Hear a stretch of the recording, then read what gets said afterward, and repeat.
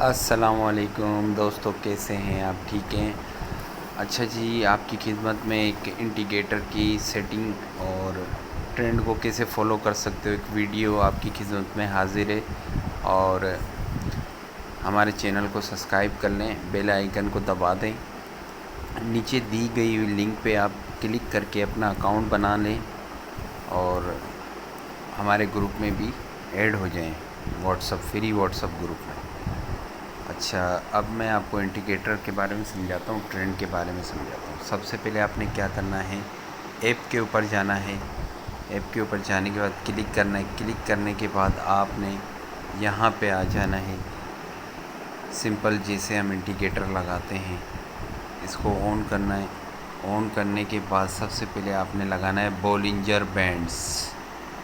Bollinger bands के ऊपर click करना है और आपने 30 रखना है। सबसे ऊपर, नीचे 20 रहेगा। किसी सेटिंग को नहीं छेड़ना है।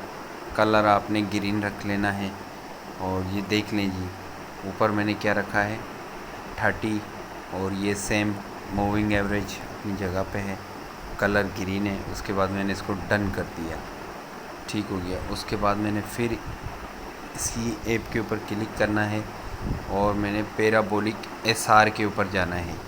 पैराबोलिक एसआर दूसरा इंडिकेटर होगा हमारा। मैंने इसको 0.1 कर देना है, इसको भी 0.1 कर देना है, कलर रेड रख देना है। ठीक है, आप सही से देख लें और डन कर देना है।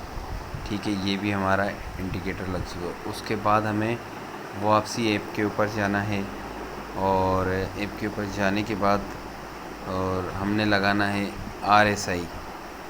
ठीक है, ये देख लें, मैं निशान भी लगा रहा हूँ। इसके ऊपर क्लिक करना है, कलर में जाना है। इसका कलर हमने यहाँ से वाइट कर देना है, वाइट हो गया है। और लेवल में जाना है। लेवल में जाने के बाद हमने इसको कर देना है 90 और इसको कर देना है हमने 10। अच्छा, 90 के ऊपर आपने लिखना है सेल।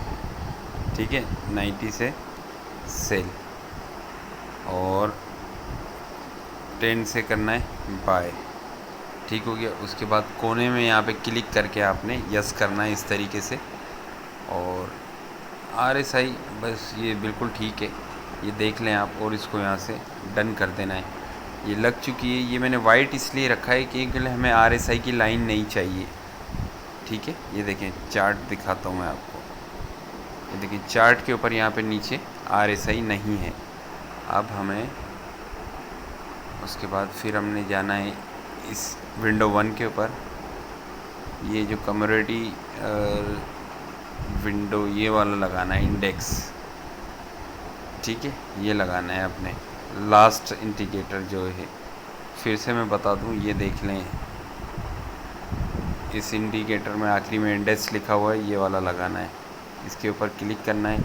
क्लिक करने के बाद सबसे ऊपर आपने 200 कर देना है, 200 इस जगह पे 200, ये भी ठीक है। कलर आपने इसका ब्लू रख लेना है। लेवल के अंदर जाना है, ऊपर वाले को आपने रखना है 40 और बाय लिख देना है यहाँ पे कोने में। और यहाँ पे लिखना है -40 और सेल लिख देना है, कलर ब्लैक करना है। अच्छा, ये वाली जो लाइन है ना, ये भी रखनी है 0 वाली। देखें, ये मैं आपको डिलीट करके दिखाता हूँ। ये डिलीट हो गई। और यहाँ प्लस के निशान पे मैं जैसे जा रहा हूँ तो यहाँ से एक और लेवल बढ़ चुका है, इसको कर दो 0.0। ठीक है, अब आप इसको देख लें। ऊपर वाला रखना है +40, समझ लो प्लस है, 40 लिखा हुआ है, बाय लिखा हुआ है, ये प्लस है। और ये माइनस, जो इसमें माइनस का निशान है, और ये सेल। ठीक है, उसके बाद हमने इसको क्या करना है, यहाँ से कोने में से डन कर देना है। ठीक हो गया। उसके बाद ये देखें, अभी काम कैसे करता है ये मैं आपको बताता हूँ। इसको आपने इस तरीके से ना जूम करके बड़ा बड़ा करके नहीं देखना है। जब भी इस एनालाइज को देखना है, ऐसे बिल्कुल इसको इस तरीके से कर देना है। अच्छा, बोलिंजर बैंड्स का काम क्या है? बोलिंजर बैंड्स की जो नॉर्मल सेटिंग होती है वो 20 होती है, लेकिन मैंने 30 रखवाई है। पैराबोलिक एसआर की जो सेटिंग होती है, ये मैं आपको फिर से बता दूँ। बोलिंजर बैंड्स की हम ज़्यादातर 20 होती है और ये भी 20 होती है। तो मैंने ऊपर वाली 30 करवा दी है बोलिंजर बैंड्स की, 30। ठीक है, 30 कर दी मैंने, और पैराबोलिक एसआर की 0.2 होती है, लेकिन मैंने इसको 0.1 कर दिया है। इसको भी मैंने नीचे वाले को भी 0.1 कर दे और डन कर दिया है। ठीक है भाईजान। और RSI के अंदर अगर हम जा रहे हैं तो मैंने RSI की लाइन को वाइट कर दिया है ताकि हमें लाइन नज़र ही नहीं आए। ठीक है। लेवल को हमने फर्स्ट लेवल को किया है 90, सेल 10 बाय, और हमने यहाँ से यस कर दिया है। मैं रिपीट इसलिए कर रहा हूँ और क्योंकि हमें RSI की लाइन नहीं चाहिए। उसके बाद हमने ये इंडेक्स वाला इंडिकेटर ये इसको हमने लगाया है चौथे नंबर पे। इसको हमने 200 रखा है, ये रखा है। सेटिंग देख लें आप इसकी। और लेवल के अंदर अगर आप बात करते हैं लेवल की, तो लेवल में हमने ये +40 है बाय में, और ये माइनस में 40 है सेल में, और ये 0 लाइन है। और डन करके ब्लैक कलर करके 2 लेवल करके हमने इसको डन कर दिया है। अब ये चीज़ काम कैसे करती है, बहुत ज़बरदस्त चीज़ है ये, और आपको बड़ा फ़ायदा होगा इससे। ठीक हो गया, इसको समझना है आपने बस मेरे साथ साथ ना। बोलिंजर बैंड्स की बात करते हैं, जो 3 जो ग्रीन लाइन है इनको बोलिंजर बैंड्स कहते हैं। एक ये रही, एक ये रही, और एक ये रही। ठीक है, ये 3 बोलिंजर बैंड्स की लाइन है। जब भी मार्केट H4 में, टाइम फ्रेम देख लें कौन सा, मैं H4 की बात करने लगा हूँ फ़िलहाल। H4 के अंदर जब भी बोलिंजर बैंड्स इस तरीके से क्रॉस ओवर करेंगे तो वहाँ से मार्केट का बाय का ट्रेंड बनेगा। अगर सेंटर वाली 20 का मूविंग एवरेज है ये, अगर इसके ऊपर मार्केट क्लोजिंग दे देती है, जैसे कि हम यहाँ देखें मार्केट ने एक विक छोड़ी ग्रीन लाइन के नीचे और मार्केट बाय जाने लगी, और इस ग्रीन लाइन के ऊपर मार्केट ने बाय का कैंडल बंद किया और कंटिन्यू बाय में रही। अब मार्केट का क्या ट्रेंड बन सकता है, इस एरिया से मार्केट का ऊपर से सेलिंग का ट्रेंड बन सकता है 68 से। ये मैं GPP कैड की बात कर रहा हूँ, क्योंकि यहाँ से मार्केट एक दफ़ा और ऊपर जाएगी और एक क्रॉस ओवर बनाएगी, वहाँ से अप ट्रेंड मार्केट का बन सकता है। ठीक है, हर पेयर में आप इस तरीके से देख सकते हो। बड़े टाइम फ्रेम में देखने का मकसद ये है कि लॉस के चांस कम है। सेटिंग यही रखना जो बताइए। उसके बाद हम आ जाते हैं पैराबोलिक एसआर के ऊपर। तो ये देखें जनाब, ये पैराबोलिक एसआर है। ठीक है, इसको आपने समझना है बिल्कुल इजी। जब तक ये रेड दाने बन रहे थे पैराबोलिक एसआर के, कंटिन्यू मार्केट सेल हो रही थी। ठीक है, उसके साथ साथ क्या हुआ, बोलिंजर बैंड्स ने भी आपको सहारा दिया। अब मैं इसमें 2 चीज़ें आपको समझाऊंगा बिल्कुल इजीली, इसको कैसे आपने फॉलो करना है। ठीक है, हमने इसको ऐसे जूम नहीं रखना है, हमने इसको इस तरीके से नज़दीक बारीक करके रखना है। आप देखें यहाँ पे 10 लेवल को टच किया है, नीचे नज़र आ रहा है ये 10, 90, 40 माइनस, सारी चीज़ें आपको नज़र आ रही होंगी बिल्कुल। आप अपनी चार्ट पे जाके प्रीवियस भी देख सकते हो। यहाँ पे इसने मार्केट ने 10 को टच किया और यहाँ पे बोलिंजर बैंड्स की कटिंग भी बनी, जिसकी वजह से मार्केट ऊपर जाने लगी। और ये जो पैराबोलिक की जो एसआर की जो लाइनें जो ऊपर जो बन रही थी, दाने जो पैराबोलिक एसआर के जो ऊपर डॉट बन रहे थे, जिनकी वजह से मार्केट सेल हो रही थी, इस लेवल को मार्केट ने ब्रेक कर दिया। तो मज़ीद कंटिन्यू मार्केट का बाय ट्रेंड रहा और नीचे दाने बनने भी शुरू हो गए, नज़र आ रहे होंगे आपको। जैसे ही प्रीवियस, कहने का मकसद ये है कि ये दाने बन रहे थे तो मार्केट सेल में हो रही थी, आ रही थी। ठीक है, लेकिन नेक्स्ट ये दाने उस टाइम बनते जब मार्केट इन दानों को क्रॉस करती, तो फिर ये दाने बनने शुरू होते। लेकिन उससे पहले हमारे साथ ये इंडिकेटर हमारा साथ देगा। ये देखिए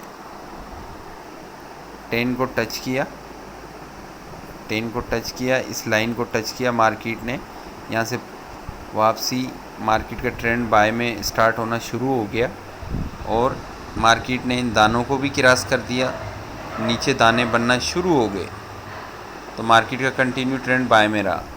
लेकिन अब हम बताएंगे कि मार्केट ने ऊपर क्रॉस ओवर बनाया हुआ है, एक दफ़ा मार्केट रिटेस्ट करके वापसी नीचे की तरफ आ सकती है। दूसरी चीज़, इसमें मैं आपको एक और चीज़ समझाना चाहता हूँ इस नीचे वाले इंडिकेटर के बारे में। अब देखिए, हमने लगाया है 30 मिनट का टाइम फ्रेम। स्केल पर जो हैं वो 15 मिनट, 30 मिनट और H1 में काम करें। लॉन्ग ट्रेड वाले H4 डेली को फॉलो करें, ठीक है। अब देखें, इसने 90 को टच किया हुआ है ऊपर और डाइवर्जेंस बने हैं, आपको नज़र आ रहे होंगे। तो यहाँ से मार्केट के सेल के दो चांस बनते हैं ना। पहला, इसने 90 को टच किया है ब्लू लाइन ने, जैसे जैसे मार्केट ऊपर जाती तो ये भी ऊपर जाती। दूसरा, इसने बोलिंजर बैंड्स की कटिंग को क्रॉस ओवर किया है ऊपर, तो यहाँ से इसके सेलिंग के चांस बनते हैं। तो आप यहाँ से ट्रेड लेते तो आपको एक अच्छा प्रॉफिट होता। दूसरा, पैराबोलिक एसआर के मुताबिक अभी भी मार्केट का बाय ट्रेंड है। ये देखें, दाने अभी तक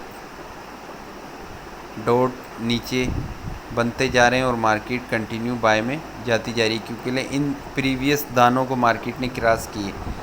प्रीवियस डॉट हैं ये वाले, ये जो पहले यहाँ से गिर रही थी मार्केट, इन दानों को मार्केट ने क्रॉस किया, इस लेवल को क्रॉस किया और यहाँ पे बनना शुरू हो गए।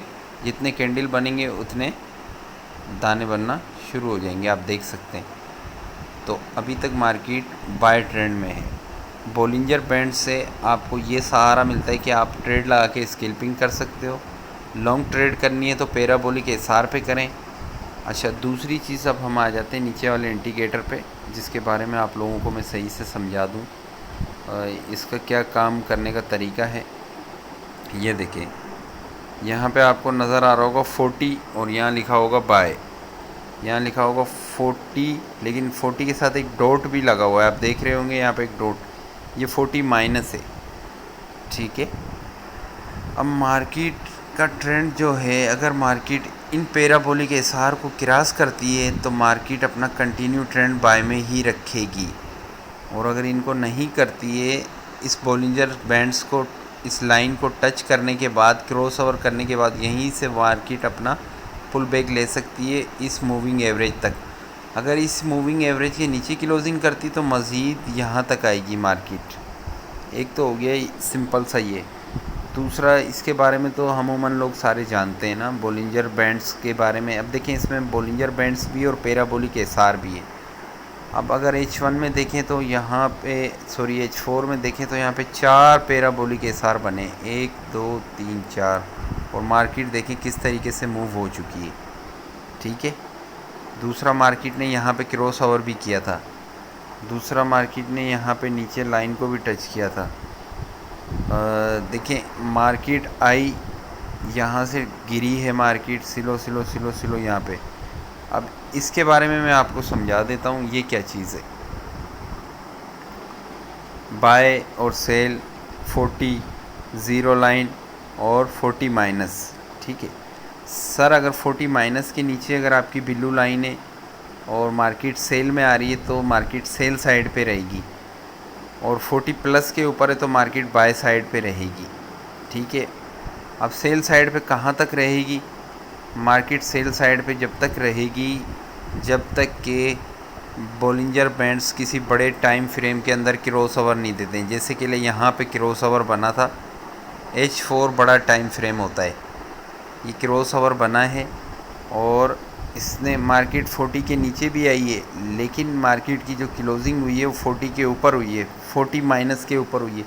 अगर मार्केट 40 माइनस के नीचे है, ब्लू लाइन हम आ रही है और बोलिंजर बैंड्स में भी गुंजाइश है तो सेल होगा। अब देख लें आप, इसमें यहाँ पे इसने 40 माइनस को टच किया है नीचे, यहाँ से सेलिंग बन रही थी, लेकिन यहाँ से बोलिंजर बैंड्स ने आपका साथ दिया और आपको बताया कि भाई मार्केट यहाँ से कंटिन्यू सेल नहीं रहेगी, ट्रेंड चेंज कर सकती है।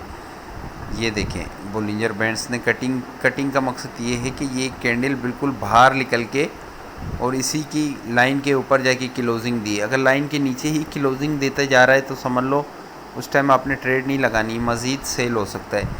जैसे ही मार्केट इस ग्रीन लाइन के ऊपर विक छोड़ के या अपना दूसरा कैंडल बाय में क्लोज करती है तो नेक्स्ट कैंडल भले सेल में आएगा लेकिन जाएगा बाय में। और उसके बाद जैसे ही इस ग्रीन लाइन को बीच वाले मूविंग एवरेज के ऊपर कैंडल क्लोज करती है, जैसे कि इस बड़े से कैंडल ने क्लोजिंग दी है, तो मार्केट कंटिन्यू ट्रेंड। अब इसकी कंफर्मेशन कहाँ से होगी कि ये यहाँ से क्रॉस ओवर दे, बड़ा क्रॉस ओवर दे के विक बना के ये नीचे सेल का, इस ग्रीन लाइन के नीचे सेल का कैंडल क्लोज करे, तो फिर हम इसमें एक सेल की एंट्री हमारी बनती है। लेकिन ये 40 प्लस के ऊपर आ चुकी है मार्केट, इस चीज़ का भी आपने ख्याल रखना है। ये देखिए लाइन है ना, ये वाली जो लाइन है ये 40 प्लस के ऊपर है, ये 40 प्लस के ऊपर है। और नीचे एसआर बनना भी शुरू हो गए, ये देखें ये बन रहे हैं, 4 बने।